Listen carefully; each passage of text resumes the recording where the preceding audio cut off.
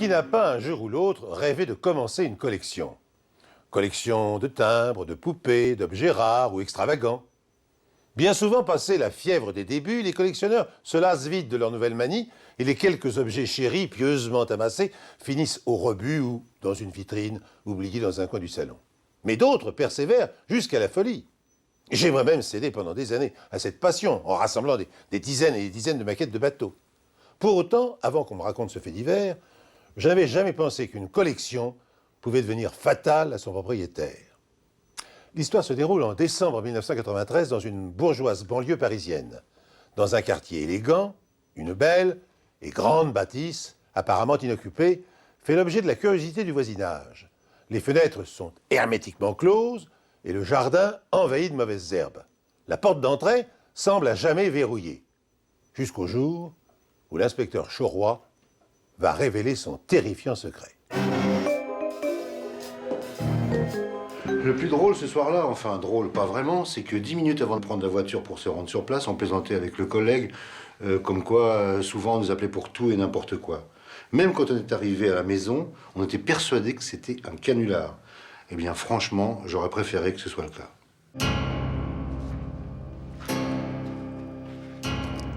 Ah, évidemment. Pour eux, c'était rien. Mais pour moi, ça fait 10 ans que je les entendais, leur opéra. Ah, puis d'un seul coup, plus rien. Déjà, elle me faisait peur, cette maison. Bon, enfin, pas la maison, mais les jumeaux. On a reçu un coup de fil de la concierge de l'immeuble voisin, une femme pas très commode. Elle nous disait que non, elle n'était pas folle, qu'il y avait bien effectivement des habitants dans cette ville-là. Ça nous paraissait impossible, ou alors des squatteurs. Je leur ai raconté l'histoire. En tout cas, ce que je savais des jumeaux, les Wilson. Pour moi, ils avaient toujours habité là. Mais dans le quartier, tout le monde les connaissait, mais ils étaient quasiment invisibles.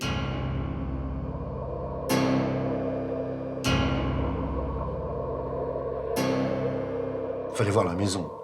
Une espèce de vieille bâtisse en briques rouges, qui, si elle avait été bien entretenue, aurait dû être une magnifique demeure. Arrivé sur place, j'ai immédiatement jeté un coup d'œil à l'intérieur, mais les fenêtres étaient condamnées. Alors j'ai forcé la porte, elle était complètement pourrie, elle a cédé immédiatement.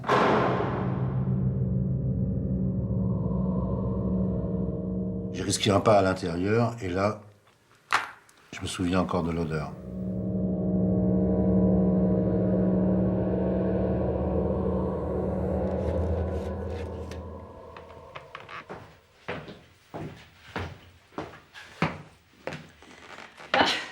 Ils m'ont demandé de venir. Ah, c'était une horreur. Ça puait les poubelles. Bah, faut dire que je les ai jamais vus les sortir, hein. Oh, par contre, pour fouiller dans celle des autres, ça, ils fouillaient, hein. Ah, puis pas qu'un peu. Toujours la nuit. Puis jamais ensemble. Ah, ils ramassaient tout ce qu'ils trouvaient. Des journaux, des bouteilles vides, des... n'importe quoi. N'importe quoi.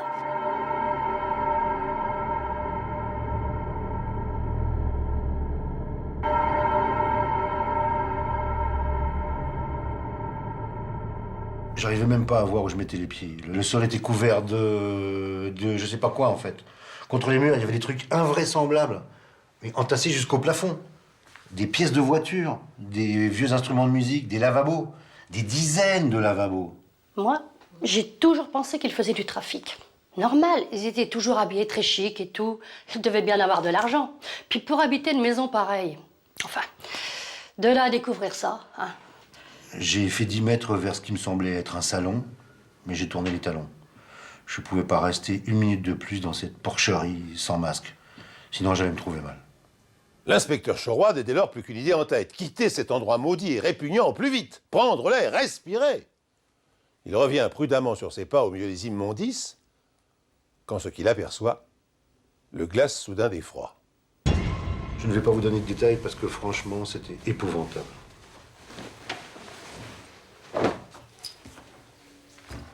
Le cadavre était celui d'un homme d'environ 50 ans, pétrifié sur place, là, dans son fauteuil roulant, avec la main crispée sur une espèce de vieux tourne-disque. Vous savez, ces trucs qu'on trouve chez les antiquaires. Pour moi, le constat était clair. Je me retrouvais avec un mort sur les bras. Je l'ai vu sortir. Oh, il titubait. Il est venu me voir en me disant qu'il avait trouvé un cadavre. Puis je devais rester à la disposition de la police.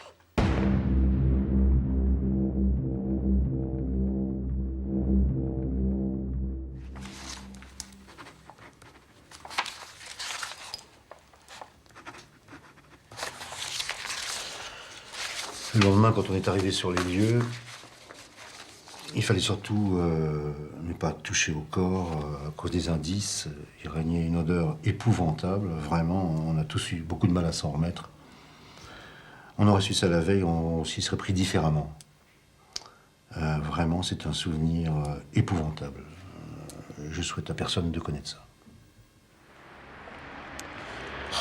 Et cette odeur, c'était atroce. Rien que d'y penser, quand l'inspecteur m'a fait voir le corps, mais j'ai cru vomir. Je suis partie en courant. Mais une chose est certaine, c'était le cadavre d'Henry Wilson.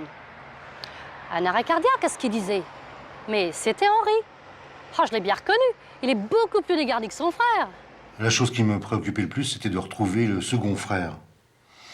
Était-il mort? Dans quel état est-ce que j'allais le retrouver? Je m'attendais à tout, à trouver des bras, des jambes. C'était un tel fatras. Pour travailler sérieusement à recueillir les indices, il aurait fallu vider toute la maison. De toute façon, on n'avait pas le choix. Des frères jumeaux vivent dans un cloaque indescriptible et la police découvre le cadavre de l'un d'eux. Où a bien pu disparaître le second? Est-il mort lui aussi? Dans ce cas, où se trouve sa dépouille? Le disparu est-il le meurtrier de son frère? A-t-il pris la fuite? Alors que les camions de la voirie commencent à évacuer des tonnes d'objets et de détritus, l'inspecteur Chauroy en apprend davantage sur les mystérieux occupants de la maison maudite. L'homme que l'on a retrouvé s'appelait Henry Wilson. C'était un ancien avocat. Les témoignages concordants ont bien établi qu'il avait toujours vécu ici avec son frère. Par contre, aucune trace de ce dernier. Il s'était purement volatilisé. Moi, je commençais à devenir fou. Je possédais en tout et pour tout un seul indice qui était son prénom, Boris. Vous conviendrez que c'est un peu mince comme piste.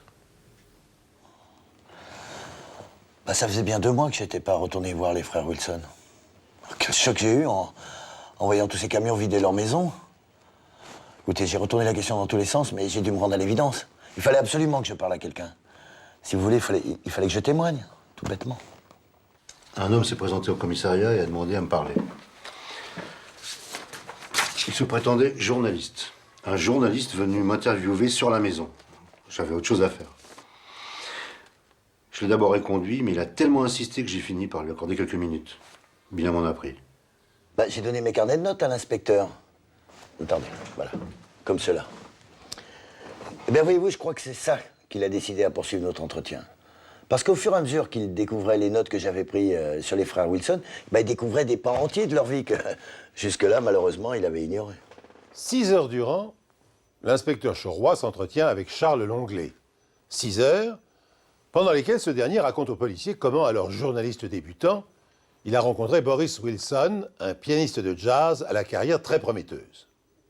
Au fil du récit, l'inspecteur comprend que pendant 20 ans, le journaliste a été le témoin privilégié de la déchéance des occupants de la maison, peu à peu transformée en décharge. Je n'en revenais pas. Jamais l'Anglais n'avait jugé utile d'alerter les autorités compétentes. Pour moi, c'était clair et net. Non-assistance à personne en danger.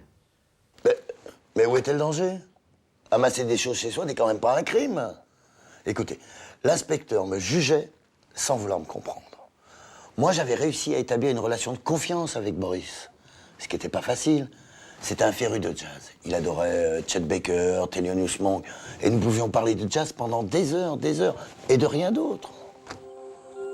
Je dois bien reconnaître cependant que grâce au carnet noirci par ce Langlais, on a pu recueillir quelques informations précieuses sur le parcours chaotique des frères Wilson. Dans cette famille, le père était un tyran domestique qui battait sa femme. Les enfants étaient trop jeunes pour défendre leur mère. La vie de ces gamins était un enfer. À la mort du bourreau, les enfants Wilson étaient devenus des adolescents. Un amour exclusif et maladif unissait la mère et ses enfants, jusqu'à ce qu'elle succombe à son tour à un cancer. À cette époque, les frères Wilson sont trentenaires. L'un comme l'autre refuse de se marier et se voue entièrement au culte de la défunte. Bah, petit à petit, les frères avaient transformé la maison en tombeau. Ils la remplissaient d'ailleurs d'objets de tout et de n'importe quoi. Ils n'arrêtaient pas de couvrir les friperies, les brocantes, les ventes aux enchères, à tel point qu'ils avaient perdu toute leur fortune et qu'ils s'étaient ruinés d'ailleurs. Mais, si je me souviens bien, c'est à cette époque que j'ai émis la théorie que les jumeaux nourrissaient la maison. Qu'en remplissant des objets les plus divers, Ils rendaient un dernier hommage à leur mère, qu'ils adoraient et qui avait trop tôt disparu. Oh, j'ai bien essayé de les sortir de cette impasse, de leur dire de cesser cette obsession morbide, mais ils ne m'écoutaient pas. À mon avis, ils avaient plus besoin d'un psychiatre que d'un journaliste. Cependant, je dois avouer que j'étais fasciné par les frères Wilson. Et je voulais savoir jusqu'où cette folie pouvait les entraîner. Une obsession de journaliste, si vous voulez. Il a quand même observé pendant 20 ans le comportement irrationnel des frères Wilson qui les a entraînés jusqu'à la pure démence et il n'a rien fait pour intervenir. Non, croyez-moi, le pire restait à venir. Ce jour-là, je comprenais pas pourquoi Boris était fuyant, pourquoi il esquivait toutes mes questions à propos d'Henri. Il a fini par m'avouer qu'il avait eu un malaise. Ah, je me revois à lui expliquer que c'était inévitable, qu'avec un vivre sans eau chaude, sans chauffage, ça devait arriver à la longue.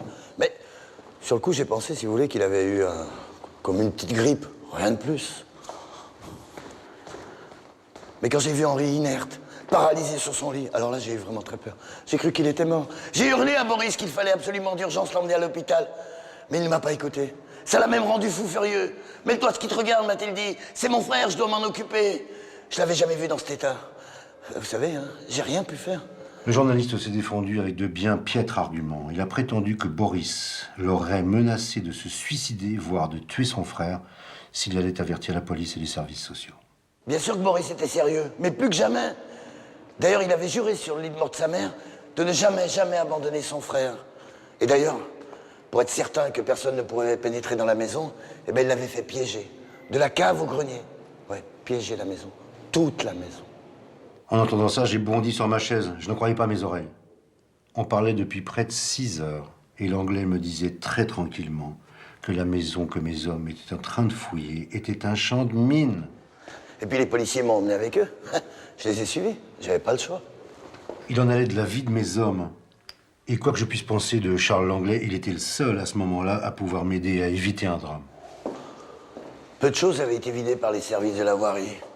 Un gigantesque foutoir régnait encore dans la plupart des pièces. C'était sordide, ça grouillait de partout, ça puait.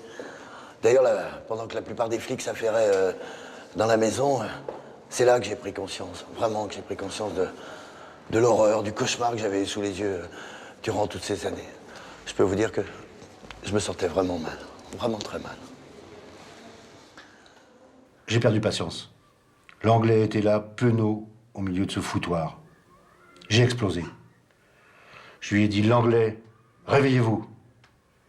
On cherche quoi exactement?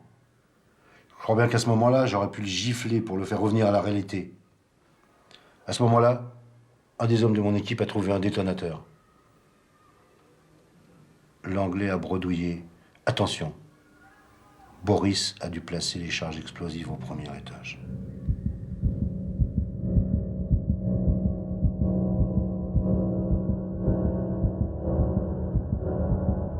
Tout s'embrouillait dans ma tête.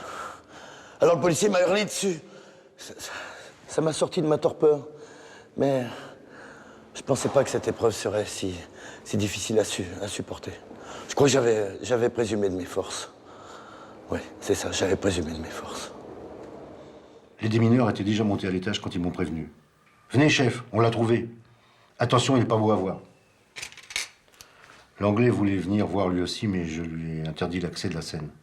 Après tout, il ne nous était plus d'aucune utilité et il n'aurait pu que nous gêner dans nos mouvements. Par ailleurs, il risquait de s'évanouir à tout instant. J'ai pas supporté le spectacle. J'ai détourné les yeux et je me suis immédiatement rué vers la sortie. Il fallait que je sorte de cette horreur. 2 secondes. 2 secondes. Je l'ai aperçu 2 secondes, mais l'image est restée aggravée à tout jamais dans ma mémoire. Boris avait le mollet pris dans une espèce de mâchoire métallique, un piège à loup, je pense. Il était méconnaissable. Défiguré. Des rats même s'étaient acharnés sur lui. Mais je l'ai formellement identifié. À ses chaussures d'ailleurs, et à la bague qui en a un de ses doigts. C'était bien Boris. Ouais, Boris.